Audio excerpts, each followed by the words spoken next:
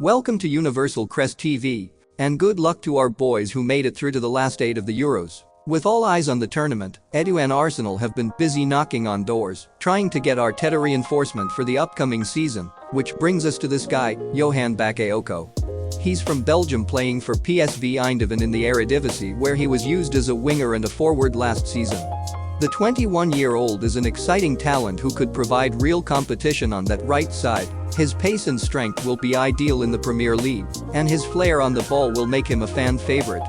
His contract with PSV stretches till 2026, so they can hold on to him until the right amount comes along. Spurs, Newcastle and Liverpool are also looking at him, so I doubt they'll entertain anything less than £35 million. If indeed that's enough to tempt them into doing business, it'll be a bargain compared to the significant potential he's shown for future growth. He's a valuable asset we need to have. He's young with a very high ceiling. You love Saka, you'll definitely love him. There are many similarities between the two. Both players are technically gifted with excellent ball control, known for their pace, dribbling skills, ability to take on defenders one-on-one, and deliver precise crosses. Both their work rate is relentless and they contribute defensively as well, tracking back to support their teams to regain possession and defending against counter-attacks. I pulled up some stats from last season, and you can see just how similar they really are. This could be the perfect signing for Arsenal if we could manage to pull it off. We were able to beat Man City for Rice's signature. This has to go over the line, Liverpool or not. Saka played more minutes, but you can see the similarities, almost identical. They are both good offensively and demand the ball. One is a better passer and dribbler, and the other provides more defensively. I appreciate all the work Saka puts in, but he needs the help. With talks still ongoing between Arsenal and Sporting over Victor Gyökeres, what will that mean for Kai Havertz? Does he play on the left wing, or does he go in midfield? I hope not. I'd love to hear how you feel about it. Hit the comment box. If there's one signing I feel is imminent at Arsenal, it has to be this guy, Jules Koundé. Arteta is an admirer of him, and I believe it's a deal that could happen before the preseason starts. With Jurrien Timber back fit again, should Ben White be worried? This stat sheet confirms what I see every time I watch these two players play. Koundé is confident with the ball at his feet and can dribble out of tight situations and has a high pass completion rate of 90.8%, which indicates his proficiency in distributing the ball from the back. He's comfortable playing out from the defense and often initiates attacks with his passing. That's why Arteta is a big fan. I like Koundé too, but I don't think he's better than Ben White. White is strong in physical duels and uses his body well to shield the ball and win challenges. He has a higher tackles per 90 minutes rate than Koundé. He's more reliable in defensive duels and proficient in winning the ball back. He's good in the air and more effective offensively. I'd like to see where this is all going. Maybe there's a plan in place, but Ben White should be really worried. Arteta really likes this guy. Gabriel Jesus is another. I like him a lot. There's been reports about him being adamant about staying and battling for his position at Arsenal. If that's the case, I think he'll be given a new role, and we might see him more on the left wing next season. We all know how highly effective he is in a pressing system, using his speed and work rate to disrupt the opposition's build-up play and win the ball high up the pitch. The guy has won 11 trophies including 2 FA Community Shields. There's more to a team sport than scoring goals, but as a striker, he was brought in to score goals, and he hasn't been doing that lately. Him being sold this season is totally out though. It's not happening. If there's someone who's definitely going is Eddie. He featured 27 times for us last season with 17 off the bench. He scored 5 goals and provided 2 assists. Good player, but Arsenal has a reputation of buying high and selling low when it came to transfer businesses. I just hope they stick to their guns with him on this one. £50 million or no deal. We all admit he's worth it. His current contract with Arsenal expires 30th June 2027. If nobody buys him, just take him out on loan. As sad as how this thing turned out, our team is evolving, and reality is it has grown without him. He should set his mind on a new chapter in a different team. Hope Arteta clarifies his plans for Vieira soon. He's too good to sit on the bench season after season. I'm not saying he should start games, but a couple of minutes won't hurt the team.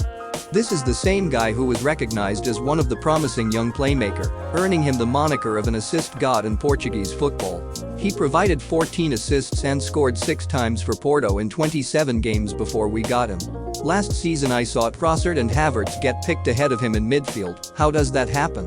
I just hope he plays more this season, but I doubt it. Arteta's decision to keep him at the club makes no sense. At least in loan he can showcase his talent to potential buyers. It's clear he won't be here beyond his contract, but Arteta will. According to Fabrizio Romano, an Italian sports journalist, Arteta is still in talks with the club over a new long-term contract. It's obvious he loves this team and football club, but I also think he relishes the competition between himself and his mentor more. I have no worries about it. Barcelona's interest in him will never be more than that, and I'm sure they got over it already. It's reported that Arsenal have now inquired about 22-year-old Italian international defender Riccardo Calafiori, who is under Chelsea's radar as well. He plays for Bologna in Serie A and is regarded as one of the finest young defensive prospects in European football right now. Arteta has been searching for a young, left-footed centre-back who's comfortable in and out of possession, and I think he found one. Used 5 times at left-back last season, he's a centre-back who can play at left-back as well, which is where he'll play if the deal goes through. Here we have his stats from last season against both Zinchenko and Jakub Kiwior. His 5 assists was the most by any player in his team. He is comfortable with the ball, capable of taking on opponents and maintaining possession, accurate in both short and long passes, contributing to build-up play from the back. It's understood the deal will be around 40 million. Arsenal looked shaky at left-back for a couple of seasons now. I think he might be the guy we've been waiting for. Good competition in all the positions is the only way we'll ever compete with Europeans' elite. Nelson appeared 24 times in all competitions for Arsenal last season, getting just 747 minutes of game time in the process. It's reported he's finally considering a move away. Crystal Palace and West Ham are among Premier League clubs interested in buying him, and it's believed it'll cost around £20 million. It never really worked out for him at Arsenal, but I have no doubt he'll be a great addition to any of the teams looking for his signature. He's still only 24 years old with room to elevate his game and take it to another level, but he needs to play more to achieve that, and I don't see it happening at Arsenal. The club needs the money, and it is what it is. Another 25 million that could come in handy is one on Smith Rowe's price tag. He only appeared 13 times last season with 10 coming from the bench. He's turning 24 this month, and just like Nelson, he still has a lot to offer Crystal Palace or any other team looking to buy him. Wasn't that long ago himself, Martinelli and Saka were affectionately referred to as the Gunners' new golden trio. His injury came at a wrong time. It's really unfortunate. I wish him all the best.